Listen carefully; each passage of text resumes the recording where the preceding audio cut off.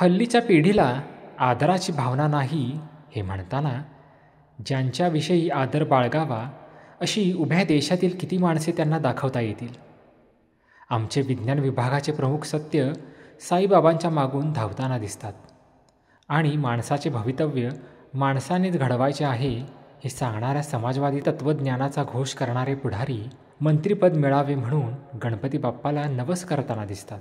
आजचा तरुण हे असेच काही पाहत वाढला. त्याच्या ऐन उमेदीच्या काळात त्याने भाषावर प्रांतरचनेचे वाद पाहिले, भाषिक द्वेषाची परिसीमा पाहिली.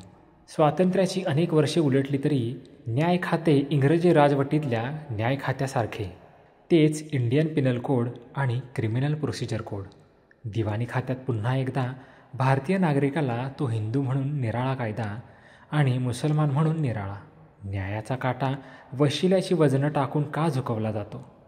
हे सारे प्रश्न माझ्यासारख्या असंख्य सामान्य नागरिकांना अस्वस्थ करतात.